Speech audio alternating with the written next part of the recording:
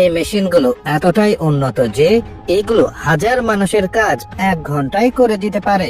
যেমন এই গাড়িটাকে এমন ভাবে তৈরি করা হয়েছে যেন শত্রুপক্ষের যে কোনো এলাকাতে চলাফেরা করতে পারে। এই গাড়ির সামনে আসা যে কোনো বাধা ভেঙে এগোতে পারে। এই গাড়ি থেকে ছুড়ে দেওয়া 280 মিটারের বিশাল দড়ি দিয়ে মাটিতে পুঁতে রাখা মাইন সাথে সাথে নষ্ট করে দিতে পারে। এমনকি 1.5 ফুট পর্যন্ত মাটি খুঁড়ে খুঁড়ে চলতে পারে এই গাড়ি।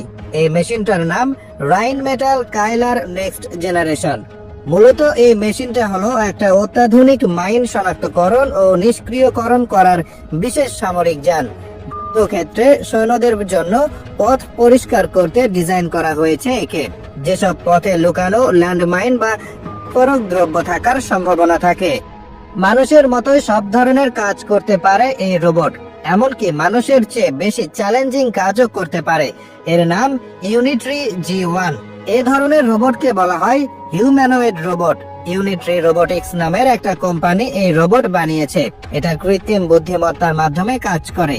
এর ফলে এই রোবট নিজে থেকে সিদ্ধান্ত নিতে পারে এবং শিখতেও পারে। এই রোবট মানুষের মতো সিঁড়ি দিয়ে উঠতে পারে, চলার পথে যে কোনো বাধা শনাক্ত করতে পারে। চলতে চলতে এই রোবট চারপাশে যা কিছু দেখে সবকিছুর একটা 3D ম্যাপ তৈরি করে ফেলে। তাই কোন পথ দিয়ে গেলে সুবিধা সেটা সহজেই বুঝতে পারে এই রোবট। এটা মানুষকেও শনাক্ত করতে পারে, তাই এই রোবট মানুষকে কোনো আক্রমণ করে না। এই মেশিন মাটির 328 ফুট নিচে পর্যন্ত গর্ত করতে পারে।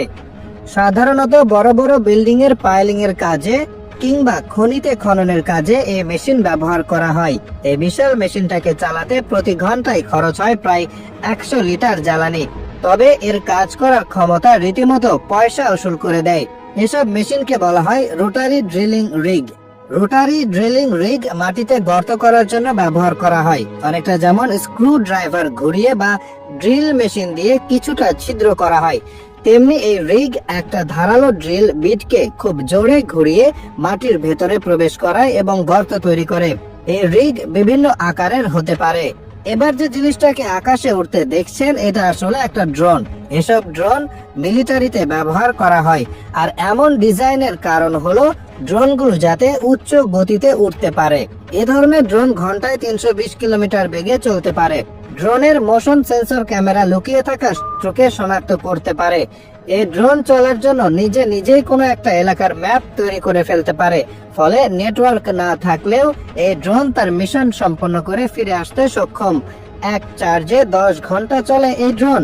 শত্রুপক্ষের ঘাঁটি উড়িয়ে দিতে এই একটা ড্রোনই যথেষ্ট। এই ড্রোনের নাম V-BAT।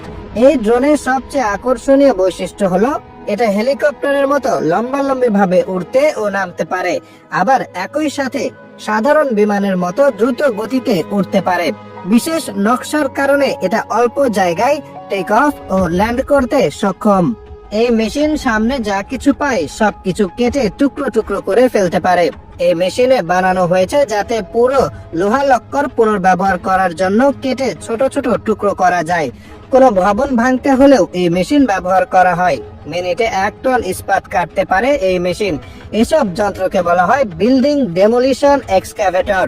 এটা দেখতে অনেকটা সাধারণ এক্সক্যাভেটর বা জেসিবি মেশিনের মতোই, তবে এর হাতলের জায়গায় থাকে দুটি শক্তিশালী ব্লেড।